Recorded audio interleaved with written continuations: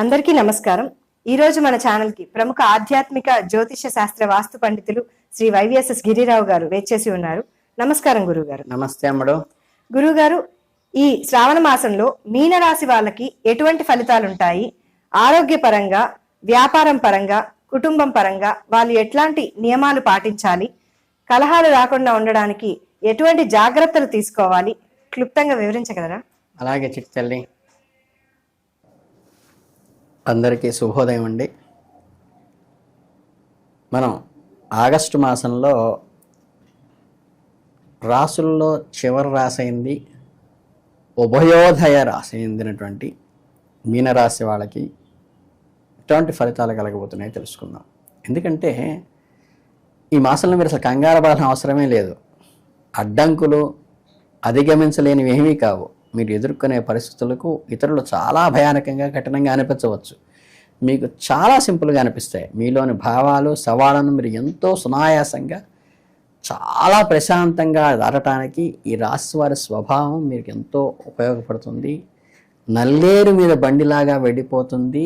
ఇటువంటి సమస్య నుండి చాలా సింపుల్గా చేప తప్పించుకున్నట్టుగా తప్పించుకుని మీరు ముందుకు వెళ్ళిపోతారు. ఈ నెలలో గ్రహాల సంచారం మిమ్మల్ని చాలా చురుకుగా, యాక్టివ్గా ఉండమని సూచిస్తోంది. కుటుంబ సభ్యుల సహకారం చేయటంపై దృష్టి పెట్టండి.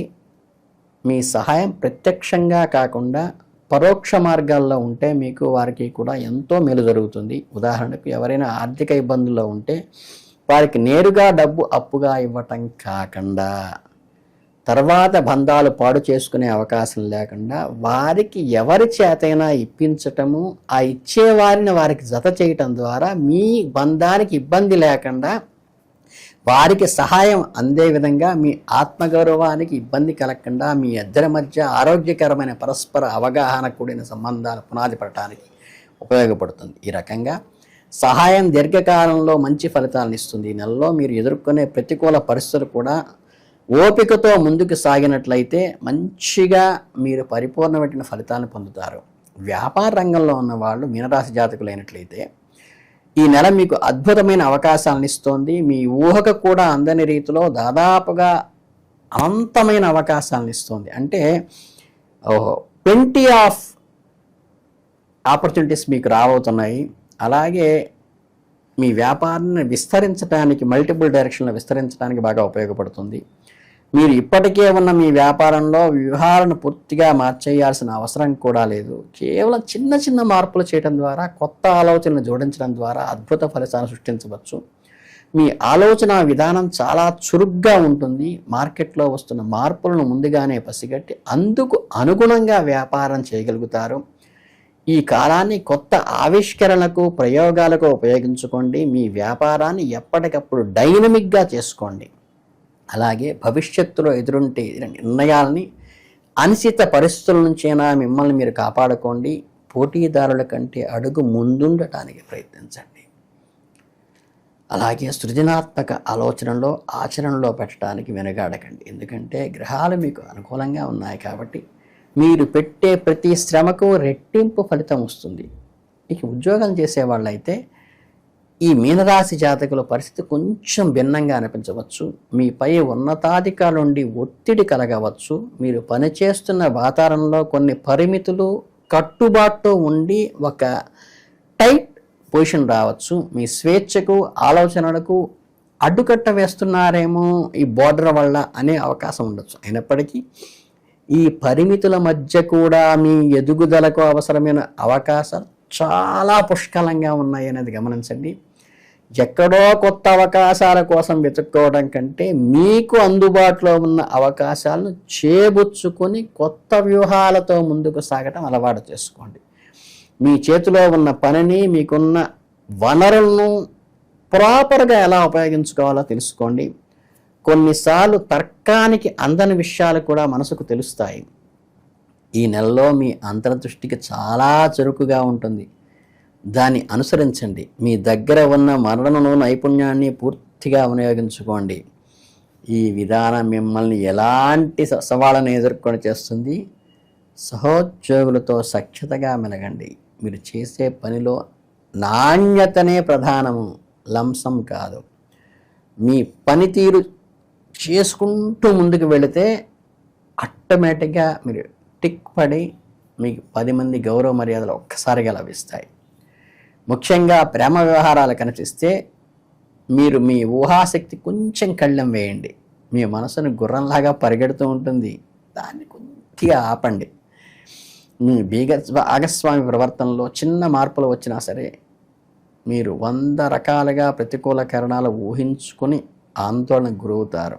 వారు అలసిపోయి ఇంటికి వచ్చి పని ఒత్తిడిలో భారం చేసే బదులు మీపై వారికి ప్రేమ తగ్గిందేమో అనే భావన మీలో మెదులుతుంది. అది వదిలిపెట్టి నిజంగా వాళ్ళు అలసిపోయారా, నిజంగా లోపల అంతర్గతంగా మదన పడుతున్నారా, వాళ్ళు ఏమి చెప్పదలుచుకుని మీకు సరైన ప్రాపర్గా కన్వే కావట్లేదని ఒక్కసారి కూర్చుని ఆలోచించండి. చక్కగా దగ్గరికి తీసుకోండి, మనసు విప్పి మాట్లాడుకోండి, వారి భావ వ్యక్తీకరణ కానివ్వండి. వెంటనే ప్రతిస్పందించద్దు.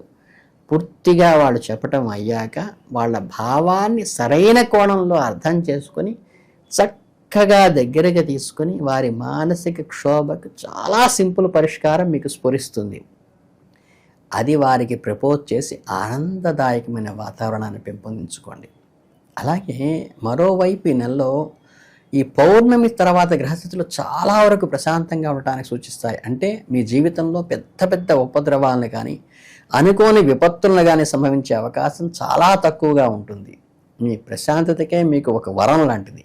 అంటే మీ ముందుకు వచ్చినప్పుడు రిస్క్ తీసుకోవటానికి మరియు కొత్త ప్రయోగాలు చేయడానికి ఎప్పుడు వెనకాడద్దు. ఒక్కసారి క్యాలిక్యులేటెడ్గా ఉండి ముందుకెళ్ళిపోండి.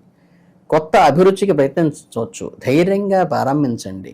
మీ సంబంధాలు కొత్త కోణాలు అన్వేషించడానికి ప్రయత్నించండి. అలాగే మీరు ఎప్పటి నుంచో ఒక సంగీత వాయిద్యాన్ని నేర్చుకోవాలనో లేదా ఒక పుస్తకాన్ని చదవాలనో ఒక ప్రదేశాన్ని దర్శించాలో అనుకుంటే ఖచ్చితంగా ముందడుగు వేయండి. ఒక చిన్న చిన్న ప్రయోగాలు మీ జీవితంలో కొత్త ఉత్సాహాన్ని నింపుతాయి. కొత్త కోణంలో ఆలోచించండి, మీకు ఆహ్లాదం ఇస్తుంది. అది మీకు పనిలో చురుకుదనాన్ని ఇస్తుంది. అలాగే ఈ ఆగస్టు 2025 నెల మీకు మీనరాశి జాతకులకి జాగ్రత్తలతో కూడిన ప్రణాళికను, సాహసోపేతమైన అన్వేషణ మధ్య సమతుల్యత సారించే విధంగా గ్రహస్థితులు ఉంటాయి. అంటే వ్యాపార యజమానిగా, ఉద్యోగిగా ఎదురయ్యే అవకాశాలను అందిపుచ్చుకుంటూ, వ్యక్తిగత విషయాల్లో మానసిక స్పష్టతని కాపాడుకుంటూ, లేనిపోని ఊహించిన ఆందోళన చెందకుండా ఉంటూ, మీ వ్యక్తిగత వృత్తిపరమైన సంతృప్తికి బులైన పునాది వేసుకుంటూ ముందుకు సాగి విజయాన్ని సాధించాలి. ఈ రాశి వారికి అధిపతి బృహస్పతి గురువు కాబట్టి గురుగ్రహ అనుగ్రహం కోసం ప్రతి గురువారం ఓం బృహస్పతయే నమః, ఓం గ్రాం గ్రీం గ్రౌం గం సహ గురవే నమః అని చక్కగా 108 సార్లు ప్రార్థన చేయండి.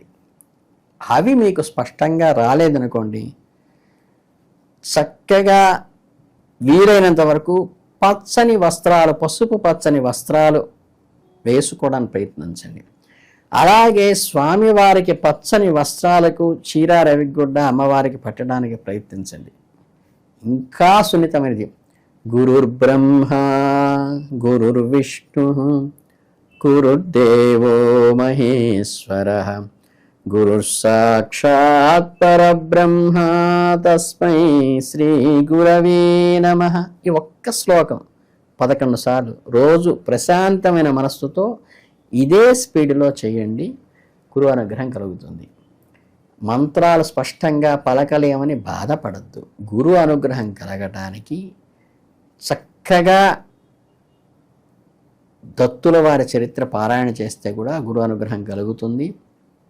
చక్కగా మనకి మధ్వాచారి కానీ, రామానుజాచారి కానీ, శంకరాచార్య కానీ వారికి ఒకసారి పాతస్మరణంగా స్మరించుకుని వారికి ఆ మార్గంలో వారు చెప్పిన భావాలతో ఒక అడుగు వేసి వారి చరిత్రను ఒక అధ్యాయం తెలుగులో ఉన్నదాన్ని పారాయణ చేయటం వల్ల గారా గురు అనుగ్రహం కలుగుతుంది. అలాగే గురు సంబంధమైనటువంటి రంగు కలరిన వస్త్రాలు ధరించడం ద్వారా ఎవరికైనా ఇవ్వటం ద్వారా కూడా గురు అనుగ్రహం కలుగుతుంది. ఇక గురు బ్రహ్మ శ్లోకం చదువుకున్న గురు అనుగ్రహం కలుగుతుంది. గురు అనుగ్రహం మించింది ప్రపంచంలో మనకి ఏదీ లేదు. కనుక ఏంటంటే ఈ గురు అనుగ్రహంతో మీరందరూ మీనరాశి వారు చాలా అద్భుతమైన ఫలితాలు రాసించి ఈ శ్రావణ మాసాన్ని ఒక మరుపులేని మరిచిపోని మధురానుభూతిగా మిగుల్చుకోవాలని మీరందరికీ ఆశీర్వదిస్తూ చాలా సంతోషం. ధన్యవాదాలు గురువు గారు. చాలా చక్కగా వివరించారు. ప్రతి ఒక్కరికి అర్థమయ్యే భాషలో చాలా క్లుప్తంగా వివరించారు.